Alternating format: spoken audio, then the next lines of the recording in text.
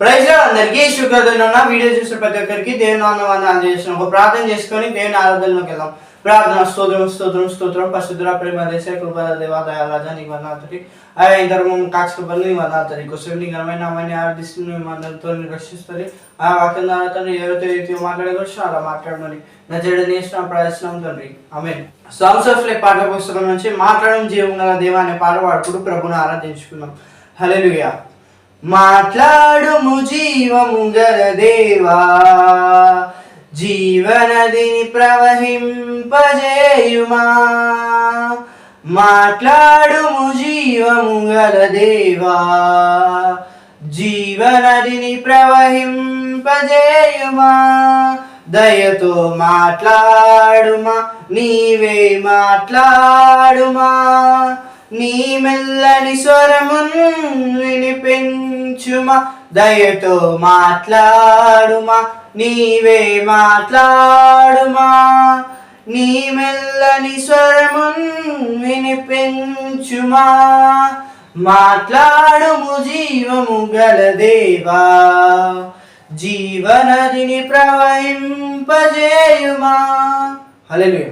Praise lord అందరికీ ఈ శుక్రవారం విడుదల చూసిన ప్రతి ఒక్కరికి మన ప్రభుని ప్రేసుడు యేసు కృష్ణంలో వందనాలు శుభాలు. ఒక ప్రార్థన చేసుకొని నేను వాక్యం ధ్యానిద్దాం. ప్రార్థన స్తోత్రం స్తోత్రం స్తోత్రం. పరిశుద్ధ ప్రేమగా లేసే నీకు వందనాలు తండ్రి. తండ్రి తండ్రి కొద్ది సమయంలో తండ్రి నీ వాక్యం ధ్యానించిన తండ్రి ఈ దినం తండ్రి మమ్మల్ని కదిలించి వర్తమానం చేత తండ్రి మా హృదయాన్ని కదిలించి వర్తమానం చేత మమ్మల్ని నింపండి వేసా. తండ్రి మేము ఏ సమస్యలు గుండా వెళ్తున్నాం వేసా నీకు తెలిసేసా. తండ్రి మమ్మల్ని బలపరిచే వాక్యం చేత వర్తమానం చేత మమ్మల్ని నింపమని మాతో మాట్లాడమని నా చేసిన ప్రార్థించాం తండ్రి. ఆమేన్. దేవుడు మనతో చాలా క్లుప్తంగా ఒక కోణంలో మాటలు నాశపడుతున్నాడు. దేవుని వాక్యాన్ని చాలా జాగ్రత్తగా వినడానికి ప్రయత్నం చేస్తాం. దేవుడు మనతో కీర్తన గ్రంథం 75వ అధ్యాయం 7వ వచనం నుంచి అలాగే 10వ వచనం నుంచి మాట్లాడుతున్నాడు. Psalms chapter 75 verse 7 and 10. దేవుడు తీర్పు తీర్చువాడు, ఆయన ఒకరిని తగ్గించును ఒకరిని హెచ్చించును. హల్లెలూయా. ఈ 7th వచనాన్ని గనక మనం అర్థం చేసుకోవాలంటే మనం తర్వాత ఆ 10th వచనాన్ని కూడా ధ్యానించాలి. భక్తిహీనుల కొమ్ములు అన్నిటినీ నేను విరగొట్టెదను, నీతిమంతుల కొమ్ములు హెచ్చింపబడును. హల్లెలూయా. ఈరోజు దేవుడు ఏమంటున్నాడంటే ఈ 7వ వచనంలో దేవుడు అంట జడ్జ్. ఇంగ్లీష్ బైబిల్లో మనం చూస్తాం గాడ్ ఈజ్ జడ్జ్ అని మనం అక్కడ చూస్తాం. అంటే దేవుడు ఎవరంటే న్యాయము తీర్చువారు. హల్లెలూయా. ఇక్కడ దేవుడు ఈ 7వ వచనంలో ఏం చెప్తున్నా అంటే ఒక మనుషుడు కొంతమంది మనుషులు అంటే కొంతమంది తగ్గింపబడతారు, కొంతమంది హెచ్చింపబడతారు. ఈరోజు ఆ హెచ్చింపబడే గుంపులో మనం ఎలా ఉండాలి, ఈరోజు హెచ్చింపబడే వారిలో మనం ఎలా ఉండాలి. ఈరోజు దేవుడు కొంతమందిని ఈరోజు దీవిస్తున్నాడు, ఈరోజు వారు హెచ్చింపబడాలి. ఈరోజు మనం ఆ తలగా మనం ఎలా నియమింపబడాలి అన్న మాటని మనం ఈరోజు చూస్తాం. ఈ 10వ వచనంలో దేవుడు ఏం చెప్తున్నా అంటే భక్తిహీనుల కొమ్ములన్నింటినీ ఆయన విరగొడతాడంట. హల్లెలూయా. భక్తిహీనులు తోకగా నియమింపబడతారు, అలాగే నీతిమంతులు తలగా నియమింపబడతారు. ఈరోజు దేవుడు ఏమన్నాడంటే ఒకడు హెచ్చింపబడును ఒకడు తగ్గింపబడును. భక్తిహీనులు తగ్గింపబడతారంట, భక్తిహీనులు తగ్గింపబడతారు, అలాగే నీతిమంతులు దేవునికి ఎవరైతే విధేయతలు జీవిస్తారో భయభక్తులు కలిగిన వారు హెచ్చింపబడతారంట. ఈరోజు దేవుడు మాట్లాడుతున్నాడు నీతిమంతుల కొమ్ములు హెచ్చింపబడను. ఈరోజు మనం ఈ మాటను గమనిస్తాం. నీతిమంతుల కొమ్ములు హెచ్చింపబడను. ఈరోజు నీ జీవితం, ఈరోజు నీ హృదయం, ఈరోజు నీ పరిస్థితులు ఎలా తలగా నియమించబడాలంటే నువ్వు దేవుని ఎడల విశ్వసించాలి. ఈరోజు ప్రియ సోదరి సోదరుడా, నువ్వు తలగా నియమించబడాలంటే దేవునికి విశ్వాసం కలిగి జీవించాలి, దేవుని పట్ల భయభక్తిగా జీవించాలి. దేవుడు మాట్లాడుతున్నాడు భక్తిహీనులంట వారి కొమ్ములను ఆయన విరగొడతారంట. ఈరోజు భక్తిహీనులలో కొంతమందిలో ద్వేషం, కొంతమందిలో కుళ్ళు, కొంతమందిలో ఈ కోపము, ఇలాంటి అన్నింటినీ దేవుడు వచ్చి విరగొడతా అని దేవుడు మాట్లాడుతున్నాడు.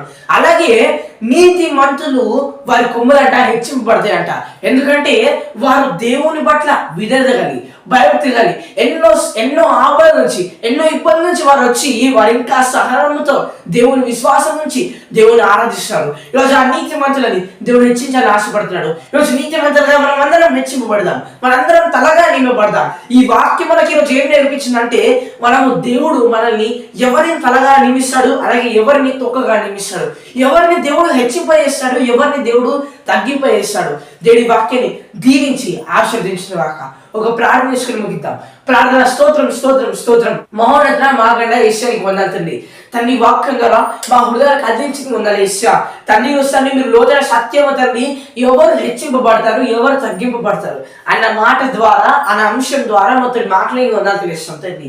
తండ్రి ఈ వాక్యం ఒక నాటండి అనేక హృదయాల్లో ఈ వాక్యం తండ్రి వారి నెరవేర్పు చూడాలి ఏషియా. అనారోగ్యాన్ని తండ్రి ఆరోగ్యంగా మార్చండి, ఆర్థిక ఇబ్బందులు సమృద్ధిగా మార్చండి, కోపాన్ని ద్వేషాన్ని తండ్రి సమాధానంగా మార్చండి తండ్రి. ఎవరైతే తండ్రి ఆత్మ వరఫలాలకు ప్రార్థన చేస్తున్నారు తండ్రి, వారి తండ్రి నీ అభిషేకం చేత ఆత్మ వరఫలాల చేత నింపండి ఏషియా. ఎవరైతే తండ్రి నీ అభిషేకం ప్రార్థిస్తారు ఏషియా, తండ్రి వారి ఆత్మలను తండ్రి మీరు తండ్రి వాడుకోండి ఏషియా. వాళ్ళు తండ్రి నీ అభిషేకాన్ని కుమ్మరించండి ఏషియా తండ్రి. ఎవరైతే తండ్రి ఇంకా ఎప్పుడో చూస్తున్నావు తండ్రి, వారిలో తండ్రి నీ ఆత్మని కుమ్మరించండి, నీ దుఃఖాన్ని నూతనపరచండి ఏషియా. వేరు పారిన అనుభవంను వారు అనుభవించుదురో కానీ ప్రార్థిస్తూ నీ కృపాకారానికి చెప్తూ ఈ వారం అంతా నీ చిత్తమే వారి జీవితంలో వారి పక్షంలో మీరే జరిగింపజేయమని నెరవేర్చమని నన్ను యేసు నామములో ప్రార్థిస్తున్నాను తండ్రి. ఆమేన్. ప్రైజ్ ది లార్డ్ అందరికీ.